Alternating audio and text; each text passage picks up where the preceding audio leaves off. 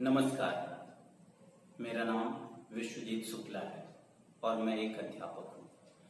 अध्यापक के साथ साथ मैं बेस नामक एक संस्था के साथ पिछले 5 वर्षों से कार्यरत हूँ।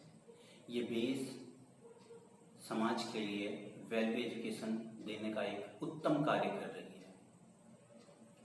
अगर हम देखें अपने समाज में तो हमारे पास उत्तम से उत्तम विद्यालय हैं, बहुत श्रेष्ठ अध्यापक हैं और शिक्षा की एक प्रणाली है। ये सब कुछ होने के बावजूद वास्तव में हमारे समाज की जो दिशा होनी चाहिए वो नहीं है। हमारे समाज में जो सुख शांति आनंद होना चाहिए वो शायद नहीं है और परिणाम बिल्कुल विपरीत है। हम सब जानते हैं कि एक विद्यार्थी समाज की जड़ होता है, लेकिन विद्यार्थी अपने जीवन को उस उत्तम मार्ग तक क्यों नहीं पहुंचा पाता जो वो पहुंचाना चाहता है, जबकि उसको सारी शिक्षाएं दी जा रही हैं। इसका तात्पर्य यही है कि इन शिक्षाओं में कुछ ना कुछ कमी है। कुछ तो है जो हमें चाहिए लेकिन हम ले नहीं पा रहे हैं। वास्तव में वो है आध्यात्मिक शिक्षा।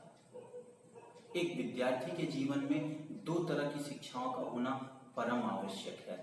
एक तो है भौतिक शिक्षा और दूसरा है आध्यात्मिक शिक्षा। भौतिक शिक्षा और आध्यात्मिक शिक्षा का जो संबंध है वो ऐसा ही है जैसे एक पिंजरा और पिंजरे के अंदर एक तोता।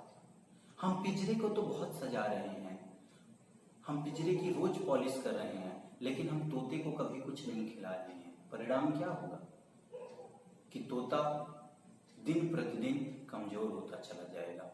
उसी तरह से ये भौतिक शिक्षा से हमारा समाज आकर्षक दिख सकता है, हमारा समाज चमकीला दिख सकता है, लेकिन आंतरिक रूप से वास्तव में ये बहुत कमजोर होता चला जा रहा है।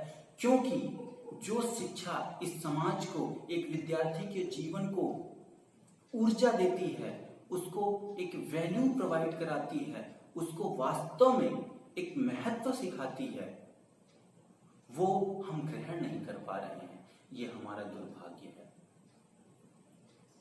एक बार एक हॉस्पिटल में अपॉइंटमेंट के लिए लंबी लाइन लगी हुई थी।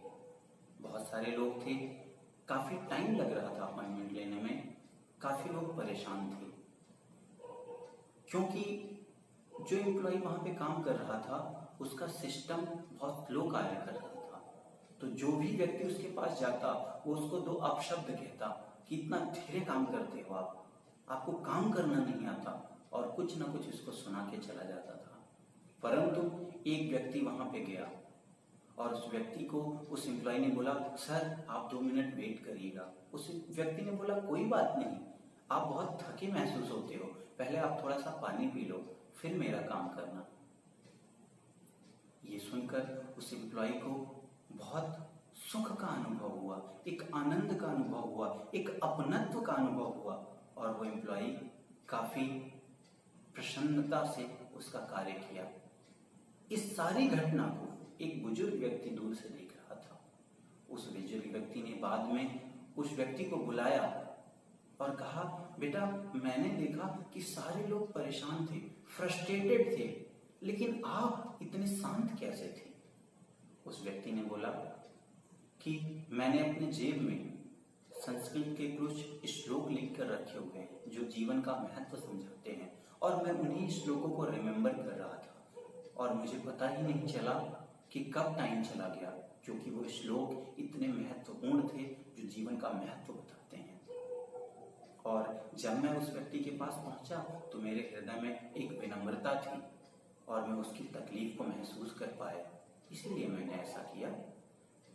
तो यहाँ से हम ये समझ सकते हैं कि वास्तव में वास्तविक शिक्षा जो है, जो आध्यात्मिक ज्ञान है, ये हमारे संपूर्ण समाज को खुशहाल बना सकता है, आनंदमय बना सकता है, एक सेटिस्फैक्शन प्रदान कर सकता है। और वास्तविकता से अगर हम देखें तो एक विद्यार्थी को इस आध्यात्मिक शिक्षा की परम आवश्यकता है, लेकिन दुर्भाग्य की बात ये शिक्षा हमारे जीवन से दूर होती चली जा रही है। तो प्रिय छात्रों, मैं आपके जीवन में इस शिक्षा को देने का पूर्ण प्रयत्न करूंगा। और आप सोच सकते हैं कि मैं ये शिक्षा आपको कहाँ से दूंगा।